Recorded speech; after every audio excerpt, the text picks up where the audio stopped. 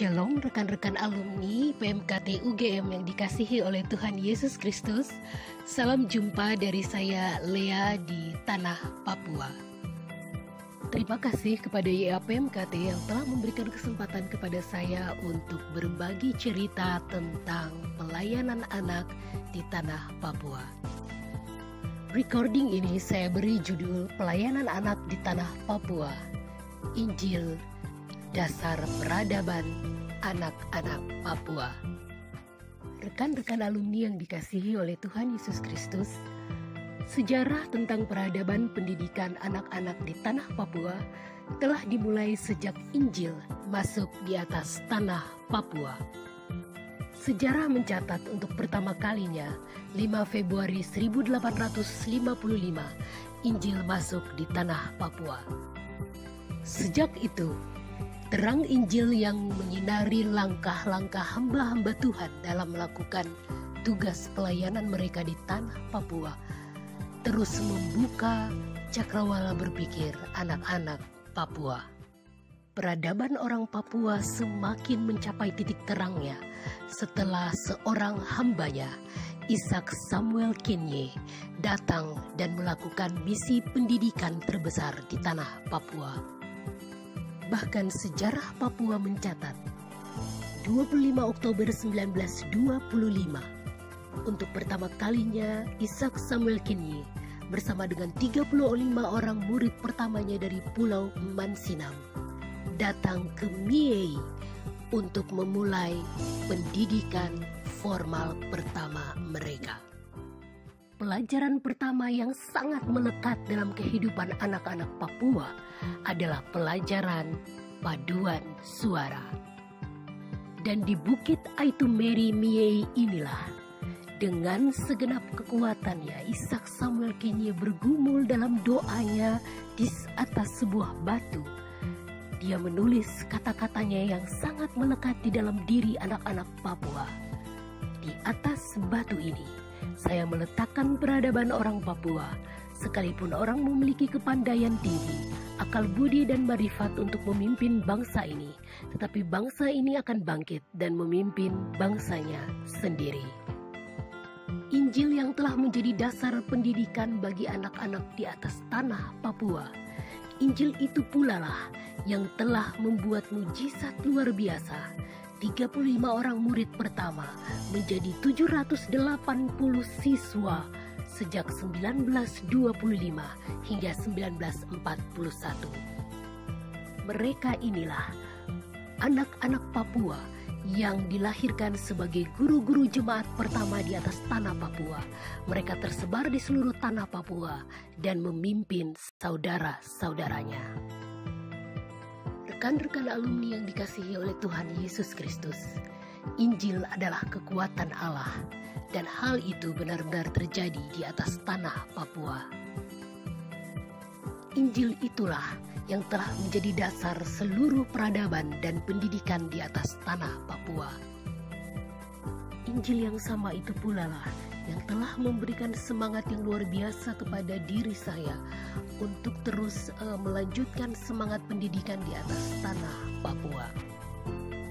Bersama dengan 7 orang putra-putri Papua lainnya, kami berkomitmen untuk mendirikan Yayasan Sa Papua. Yayasan ini bergerak di bidang pendidikan dan kesehatan, women and children di atas tanah Papua. Pendidikan tanpa Injil hanyalah sebuah pendidikan belaka, tetapi pendidikan dengan Injil adalah sebuah kehidupan. Meningkatkan kualitas sumber daya manusia perempuan dan anak-anak di tanah Papua melalui pendidikan, maka Yayasan Sa Papua sejak berdirinya di tahun 2016 sampai hari ini telah melakukan berbagai upaya untuk pengembangan SDM Papua. Perempuan dan anak yang berdomisili di kampung menjadi prioritas utama Sa Papua. Hal apa sajakah yang menjadi tujuan yang harus dilakukan oleh saya dan rekan-rekan Sa Papua di dalam pengembangan sumber daya manusia Papua ini? Yayasan Sa Papua hadir untuk melakukan dua misi utama, yaitu untuk meningkatkan mutu pendidikan terutama di kampung dan mengajarkan beberapa keahlian khusus kepada perempuan dan anak sebagai modal bagi masa depan mereka. Tujuan utama dari pendirian Yayasan Sa Papua yang saya pelopori adalah untuk menjadi mitra pemerintah di Papua, terutama di unit terkecil seperti kampung, untuk memajukan pendidikan, kebudayaan, dan ekonomi kreatif perempuan dan anak-anak Papua. Sebagai seorang alumni PMKT yang juga berkomitmen penuh dalam misi pelayanan di Papua sebagai guru sekolah minggu Gereja Kristen Injili di tanah Papua, komitmen-komitmen apakah yang telah saya lakukan melalui Yayasan Sa Papua untuk menolong pengembangan sumber daya manusia Papua, terutama anak-anak di atas tanah ini? Salah satu program yang saya cetuskan adalah program Fun Saturday. Ini adalah sebuah program belajar kreatif yang dilakukan setiap hari Sabtu di kampung-kampung. Pelajaran utama yang diberikan di dalam kegiatan Fun Saturday adalah pelajaran bahasa Inggris. Bahasa Inggris menjadi pelajaran utama yang kami kembangkan di kampung-kampung untuk memperlengkapi anak-anak Papua di kampung dalam penguasaan bahasa Inggris. Kurangnya tenaga guru bahasa Inggris di wilayah-wilayah kampung di Papua menyebabkan minimnya penguasaan bahasa Inggris oleh anak-anak Papua di kampung. Itulah sebabnya kami Sa Papua Foundations melakukan program ini untuk meningkatkan kualitas bahasa Inggris anak-anak di kampung. Ada dua kampung yang telah menjadi proyek uji coba Sa Papua Foundations. Kedua kampung tersebut adalah Kampung Yobe di Distrik Sentani, Kabupaten Jayapura, dan Kampung Wambena di Distrik Depapre, Kabupaten Jayapura. Sa Papua Foundations bekerja sama dengan Titip Learning Center Jayapura merekrut guru-guru bahasa Inggris, yakni putra-putri asli Papua, untuk ditempatkan di kedua kampung ini dan melakukan pengajaran bahasa Inggris terhadap anak-anak Papua.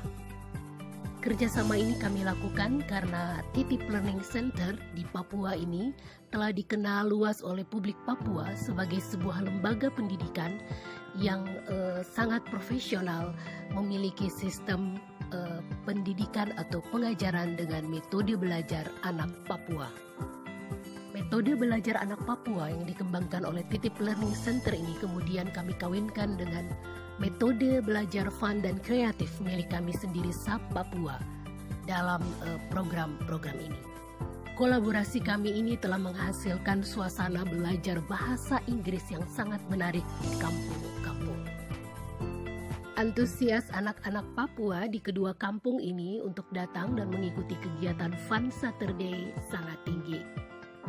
Selain pelajaran bahasa Inggris, kami juga mengembangkan pengajaran tentang seni budaya dan musik. Kelas-kelas kreatif kami adalah kelas-kelas yang bersifat indoor maupun outdoor. Belajar dan bermain sambil menikmati alam Papua yang sangat indah adalah pendekatan-pendekatan yang kami lakukan. Di dalam kelas uji coba yang kami kembangkan di dua kampung ini ada kurang lebih 30-50 anak per kampungnya yang secara aktif datang mengikuti kelas-kelas ini. Anak-anak ini berada pada rentang usia taman kanak-kanak hingga SMO. Sebagai seorang guru sekolah minggu yang berkomitmen penuh dalam penginjilan anak-anak di tanah Papua, dalam pelayanan saya lewat Yayasan Sa Papua, saya lebih banyak menekankan pada pendekatan-pendekatan penginjilan. Karena mayoritas masyarakat asli Papua adalah Kristen, maka ketika melakukan rekrutmen guru-guru setempat untuk menolong kegiatan kami, saya lebih banyak merekrut guru-guru sekolah minggu. Di Kampung Wambena misalnya, kami merekrut 2 orang guru sekolah minggu di jemaat setempat di Kampung Wambena ini untuk membantu secara aktif kegiatan Fun Saturday. Sedangkan kegiatan kami di Kampung Yobeh Sentani, kami bekerja sama dengan salah satu panti asuhan Kristen yang juga memiliki komitmen besar untuk penginjilan anak di Papua. Kolaborasi kami dengan hamba-hamba Tuhan di dalam pengembangan proyek kami ini telah menjadi sebuah berkat yang luar biasa bagi Yayasan Sapapua sendiri, sehingga kami benar-benar hadir dan bermanfaat bagi masyarakat di 2 kampung ini.